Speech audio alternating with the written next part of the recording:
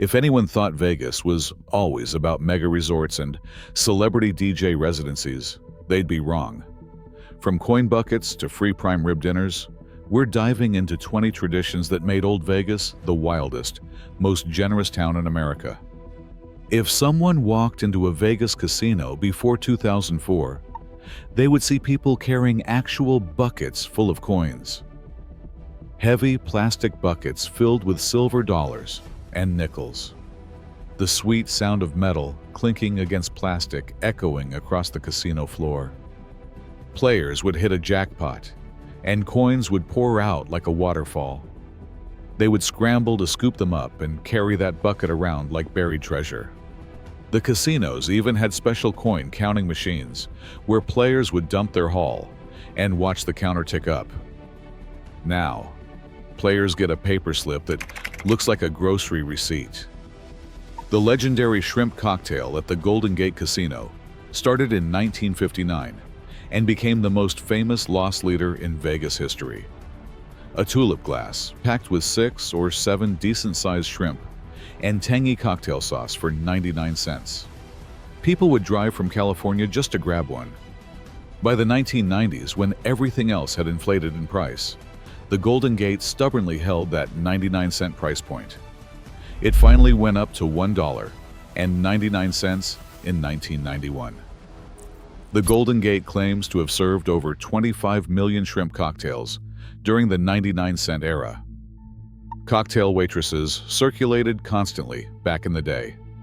A player would sit down at a nickel slot machine, and within minutes, a server would appear with premium cocktails and top-shelf liquor. All free, as long as someone was playing.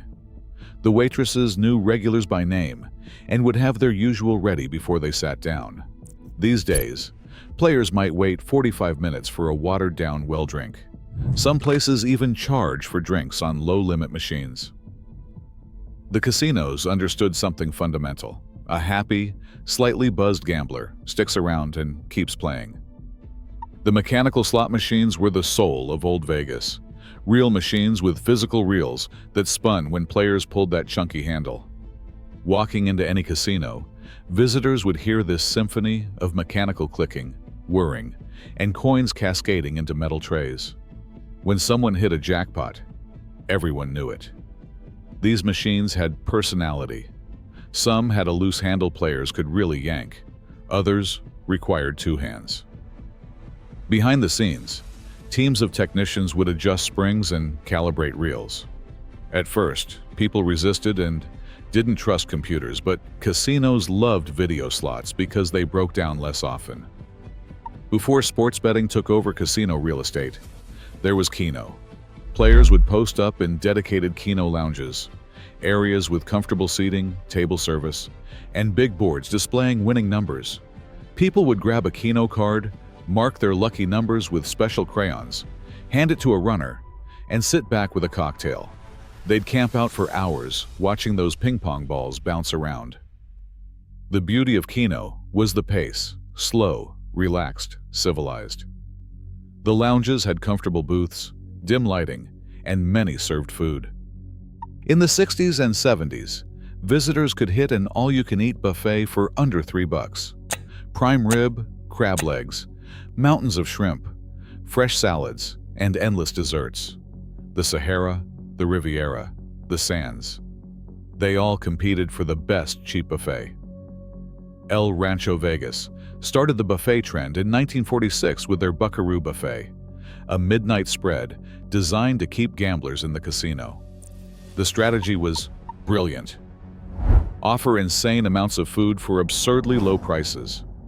Take a loss on meals, but make it back when well-fed customers return to the casino floor. COVID killed off most old buffet culture. If someone walked down the strip in the 70s and 80s, they couldn't go 10 feet without seeing a showgirl. Not just in big production shows. Showgirls were part of the casino atmosphere, posing for photos and mingling with guests. Those elaborate feathered headdresses, sparkling costumes, and sky-high heels defined the Vegas brand. The big shows like Foley's Bergeret at the Tropicana from 1959 to 2009 and Jubilee at Bally's from 1981 to 2016 employed hundreds of showgirls. These were trained dancers who worked incredibly hard. Those headdresses could weigh 20 pounds. Jubilee, the last classic showgirl production, closed in 2016, ending an ERA. Every casino had a lounge where visitors could catch crooners, jazz bands, and comedians testing material, usually with no cover charge. People would grab a seat, order a martini, and enjoy world-class entertainment for free. Legends like Louis Prima and Keely Smith performed in these lounges, doing multiple sets nightly until 4 or 5 in the morning. Performers would interact with audiences, take requests, and tell jokes between songs. Wandering through it all were cigarette girls in vintage outfits, selling smokes and cigars from trays hung around their necks, looking like something from a 1940s movie. As smoking declined, cigarette girls and lounges disappeared, replaced by nightclubs with cover charges. Frank Sinatra, Dean Martin, Sammy Davis Jr., Joey Bishop, and Peter Lawford owned Vegas. When they performed at the Sands, it wasn't just a show, it was an event. They'd drink on stage, crack jokes, riff off each other, and make the whole thing feel like spectators had crashed the coolest private party in the world. The shows were loose and unpredictable. They'd forget lyrics, make fun of each other, bring up random audience members, and deviate completely from any plan. They filmed Ocean's 11 during the day in 1960 while performing at night. There's never been anything quite like it since. Hitting a jackpot today means a ticket prints out. Back in the day, if someone hit big, the machine would lock up, lights would flash, bells would ring, and a casino employee would personally come over to pay them out in cash. They'd verify the win, check the machine, maybe call a supervisor for bigger wins. Then, count out winnings in cash right in front of the player. The process had ceremony. It made wins feel real. The shift to ticket in, ticket out eliminated most hand-paid jackpots, except the really big ones. Hand pays are now typically only required for jackpots over $1,200 due to IRS regulations. Before the Fremont Street Experience became a covered pedestrian mall with LED screens in 1995, it was an open-air neon wonderland. Vegas Vic, the giant 40-foot cowboy sign installed in 1951, waved at passers-by. Glitter Gulch blazed with lights. Every casino tried to outshine the competition, creating pure visual chaos. At night, all that neon created an electric glow visible from miles away. Vegas Vic would even talk, a recording booming out "Howdy Partner" periodically. The Fremont Street Experience canopy brought people back downtown, which helped business, but something was lost. The open sky, authentic vintage neon, and the feeling of cruising down the street with lights beckoning. Craps used to be the heartbeat of the casino floor. A great craps table with a hot shooter could draw 50 people, all cheering and riding the wave together. Strangers would become best friends for the duration of a hot roll.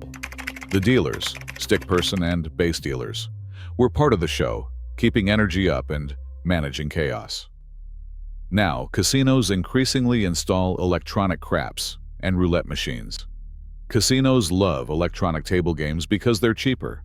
One dealer can supervise multiple electronic tables. There's no chance of dealer error, and betting minimums can be lower. But the communal aspect that made craps special has diminished completely. Getting a comped room in Old Vegas was almost laughably easy. Someone would play blackjack for a couple of hours, tip the pit boss, and boom, free room, free meals, maybe show tickets. Casinos wanted visitors to feel like VIPs, so they handed out comps generously. Pit bosses had discretion. If they liked someone who was playing consistently and tipping well, they'd take care of them. The shift to corporate ownership and centralized player tracking systems killed this culture. Now, everything is algorithmic, calculating theoretical loss based on average bet size and time played. Serious money over significant time is needed to earn anything meaningful. Those wild, psychedelic carpets with bizarre patterns and clashing colors weren't just ugly for fun. They were designed to keep players disoriented and gambling. The loud patterns made it hard to focus on anything except tables and slots. If someone dropped chips, the crazy design made them nearly impossible to spot. The patterns are intentionally busy because they hide stains and wear, keep people from noticing time passing, and draw eyes downward. Modern casinos have moved towards subdued designs, sleeker, more sophisticated, less overwhelming. But those ugly carpets were part of Vegas's personality, weird, wonderful, and unapologetic. The Clark County Marriage License Bureau was absolute chaos on weekends. Couples would line up around the block at all hours, clutching paperwork, ready to tie the knot immediately. There was no online appointment system or advanced planning. The Bureau has issued licenses since 1909, but the rush picked up after Nevada eliminated waiting periods and blood test requirements in the 1940s.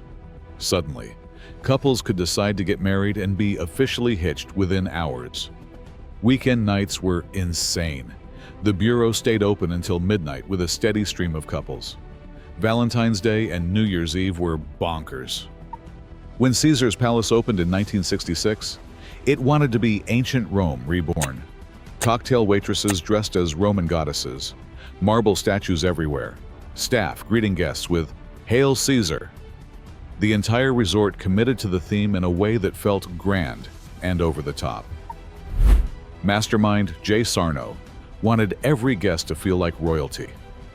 The name was carefully chosen, not Caesar's Palace possessive, but Caesar's Palace, implying every guest was a Caesar. From arrival, visitors were immersed. Cypress trees lined the driveway. Fountains had marble statuary, and the original building used massive Roman columns. Over decades, Caesar's has been renovated so much that the original vision has been diluted. The Dunes Hotel had one of the most legendary restaurants in Vegas history, the Sultan's Table. This dining experience was so lavish it became the stuff of legend. Diners paid a fixed price, and the kitchen brought course after course of gourmet food until they physically couldn't eat anymore.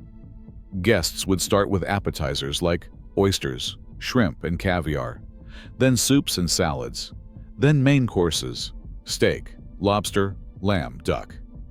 Finally, a whole parade of desserts. The experience typically lasted 3 to 4 hours. When the Dunes was imploded in 1993 to make room for Bellagio, that old-school fine dining elegance went with it. Before the internet, finding out who was performing meant grabbing printed show schedules from hotel lobbies or looking at giant marquees outside each casino. Those marquees were iconic.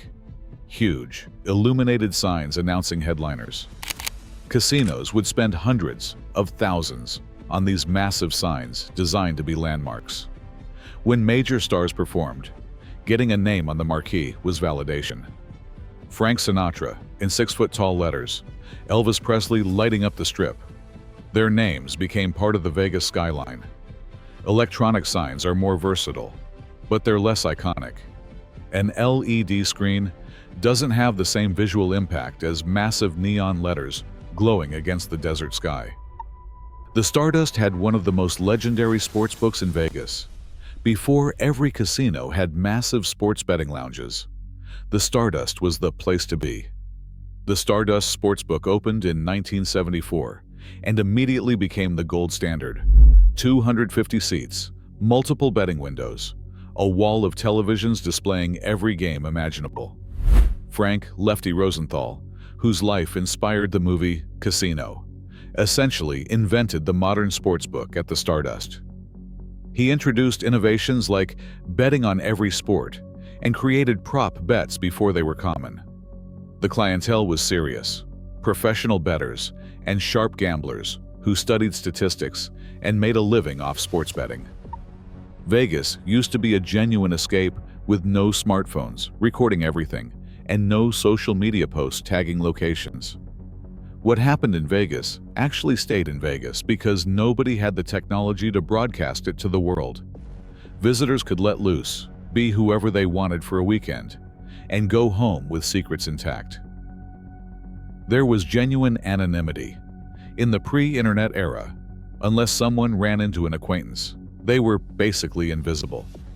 The What Happens Here Stays Here campaign launched in 2003, codifying something that had always been true. But by then, the reality was already disappearing. Now, in the smartphone era, nothing stays in Vegas. There it is, 20 old-school Vegas traditions that defined an era. Which ones does anyone remember? Was anyone there for the coin buckets and cheap shrimp cocktails? Drop a comment below and share favorite old Vegas memories. And don't forget to hit that subscribe button for more nostalgic trips down the neon-lit memory lane.